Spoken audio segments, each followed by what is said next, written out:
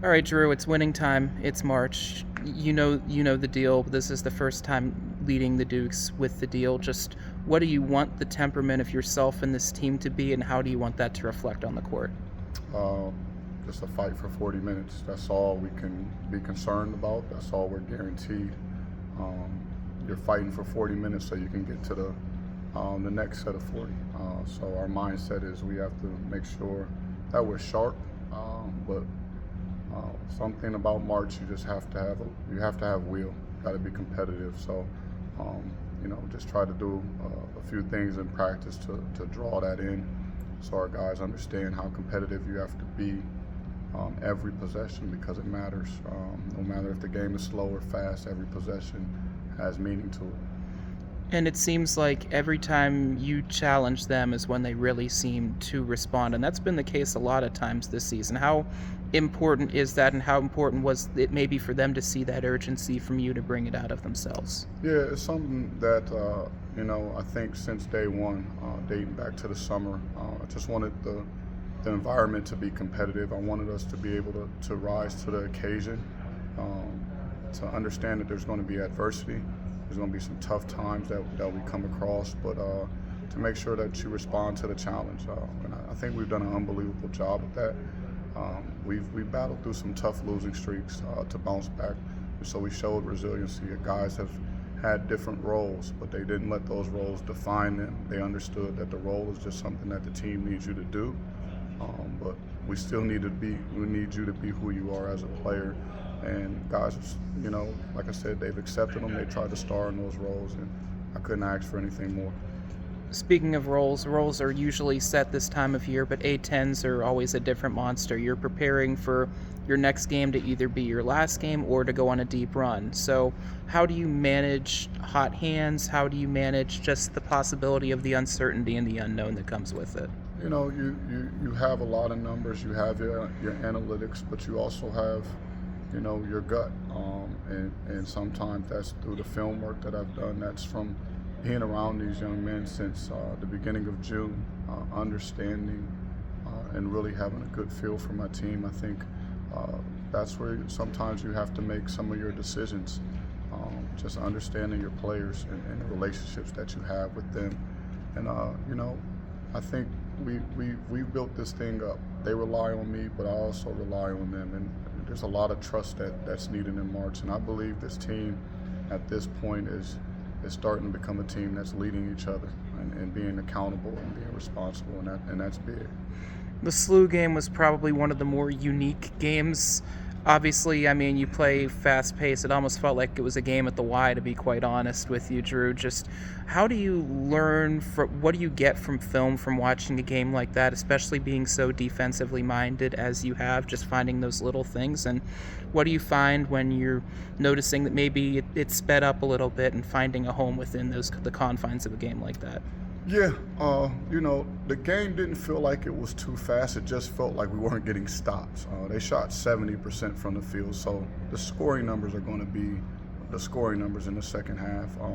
I didn't think necessarily that the speed of the game, like we played too much faster. When we had a chance to run, we ran, but we scored the ball very well on our end too. I just thought some of the unique situations they put us in with a Villa playing on the perimeter, it did cause us some problems, and we struggled with Jimerson. We gave him 35 points, but you would expect for him to score 35. He does it with a lot of threes. He only did it with 4 threes. We gave him too many layups. He was able to post up some of our smaller guards. So he really, hats off to him. He played a good game, and then for about 38 minutes, we did an unbelievable job on Slope, and then he erupted. And it's funny because if you've watched St. Louis, they've been in about 4 or 5 of those finishes, and they've pretty much gotten everybody. So, at the end of the game, we have to be a little bit stronger, make sure we take care of the ball, and we were one stop away probably from walking out of there with a win. But that game is now behind us. There's things you take from it, things you learn, but our focus is on the 13th. I know we asked after the VCU game about Eli, but some of the defensive things that he did in that St. Louis game, the discipline he showed to stay down and be the low man, was really impressive. It showcased the growth you talked about earlier. How do you think he's grown, not just from being a disruptor to just finding more of a position and a home and a confidence on that side? Yeah, well, you hope for all your players to take jumps, and I think, and we talked about this. It started with his practice performance, and I think he's learned through his practice performance. He spent more time in the office watching film, and he's had a huge growth period. He's always been talented, but sometimes that just isn't enough, right? And I think he had to recognize that and realize, hey, I can't just go out here every night and try to rely on my talent, because those situations, yeah, he would make some good plays, but there were a lot of bad plays mixed in between, and he's starting to limit his margin for error, which is good for us. And credit to him for buying in, for accepting the challenge. I told him flat out, hey, you're a poor practice player right now, and it's going to have an effect on what you do in the games, because that's what I was seeing from his output, right? Poor practice, poor performance in the game, and like I said, he's really stepped it up in practice. So hopefully he can continue to deliver the output that he's had in the last few games. Before I get to the more serious questions, let's just get to the most laissez-faire question of all of them, and that's what we discussed earlier after practice. Obviously, Davidson announces the news. Steph's going to be an assistant GM. Exactly the question you want to be asked before the Atlantic 10 championship, right? We talked about this during media day with Woj, but how much influence can that have, and how much can that help any program moving forward? Yeah, the landscape is changing. I think his influence has been heavy on Davidson since day one, right? That's the type of legacy he left behind. What his impact will be as assistant general manager, I'm not sure the role that they're asking him to do. But if he is involved, I do expect it to help bolster their athletic programs, their men's and women's basketball programs. But we have to pay attention, from our side as Duquesne basketball and our program, to the changing landscape of college athletics, and take a look at maybe there is some unique things that we can do and adjust to and adapt in these times, because it's a little bit like the Wild West, and everyone's just trying to find their footing. Again, it's such a weird question to ask this time of year. You're focused on a tournament, and there's a question about Steph Curry, the least. Let's go back to the actual fun, the more serious questions about the team. Obviously, when I asked you in December 3rd about the biggest lesson that you hope to take away, the same thing that I asked you at the end of conference play. You've had several more games under your belt now. What do you think the biggest learning lesson these guys have given you, and what do you think is the biggest learning lesson you've given yourself through this process? And I've always kind of been wired this way, to just keep going. But it's one thing to talk about it; it's another thing to show up and put it to action. And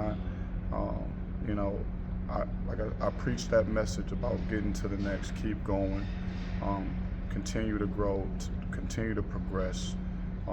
I've made quite a few mistakes. I'm not perfect. I thought I was rotten at the beginning of the season. I tried, but was I a very good coach? I could have been a lot better.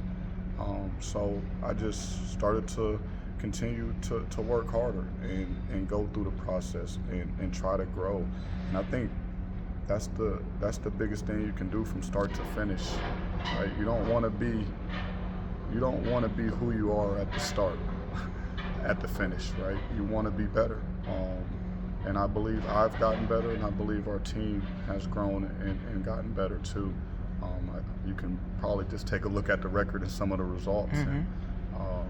And, so not necessarily a lesson, but something that I think, like I said, I've always felt I was wired to be a fighter, to keep going. But sometimes you really got to go through it, and it puts you to the test. And, I understand that this is a journey, and on the journey you have to battle through a lot of challenges. And like I said, you just got to keep fighting it. if there's a lesson to be learned or continued, throughout my coaching career, is that.